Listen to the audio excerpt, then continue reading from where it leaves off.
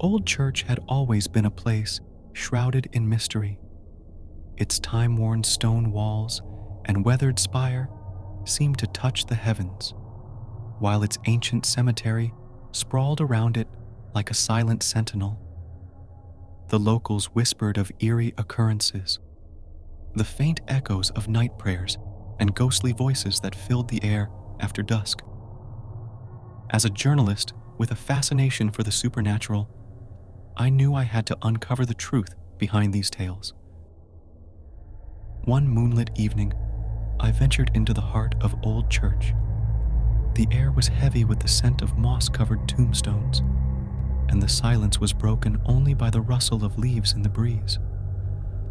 The church's imposing facade loomed before me, and I couldn't help but feel a shiver run down my spine. I entered the church, and the musty scent of ancient wood greeted me.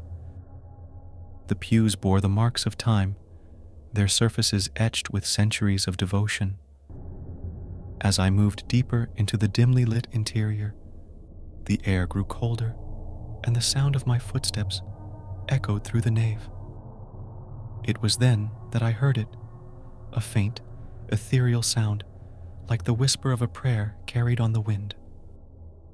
I followed the sound, my heart pounding with a mixture of fear and curiosity.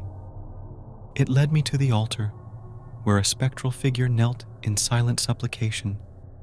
The figure, a ghostly priest in tattered vestments, appeared lost in his otherworldly prayers.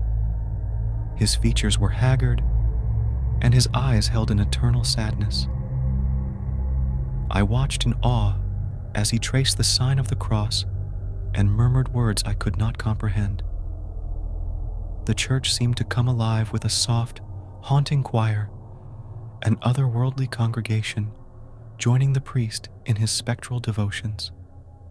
Their voices were like a chorus of angels and lost souls, their harmonies transcending the realm of the living.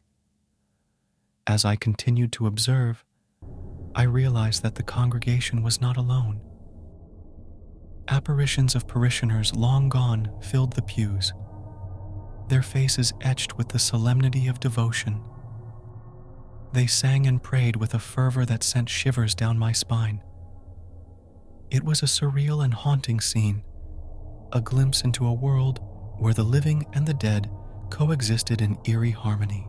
Unable to resist, I approached the altar. The priest turned to me, his spectral gaze locking with mine. I could feel the weight of centuries in his eyes, the burden of endless prayers and unfulfilled penance. It was as if he sought absolution for sins committed long ago. With a spectral hand, the priest beckoned me closer, and I felt a strange compulsion to join him in prayer. As I knelt beside him, the words of an ancient liturgy flowed from my lips, though I had never learned them in my lifetime. It was as though I had become a part of the congregation, a participant in a ghostly mass. Hours passed in a blur, and I lost all sense of time. The spectral congregation's devotion was unwavering, their voices growing stronger with each passing moment. It was as though they had found solace in my presence, a release from the centuries-old burden of their prayers. As dawn approached, the spectral mass reached its climax, a crescendo of voices that filled the church with an otherworldly radiance. The priest's spectral form seemed to shimmer with ethereal light, and I felt a sense of peace wash over me.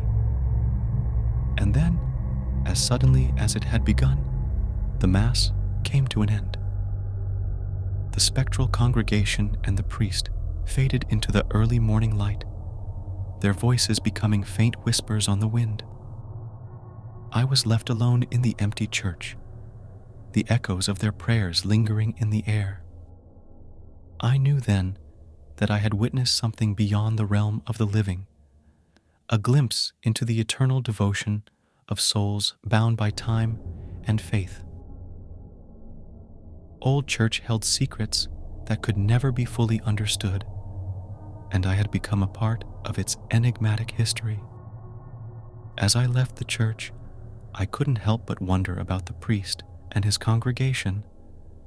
Had they found the peace they had sought for centuries, or were they destined to repeat their spectral devotions for all eternity? The ghosts of Old Church remained an enduring mystery, their voices a haunting reminder of the timeless power of faith and devotion.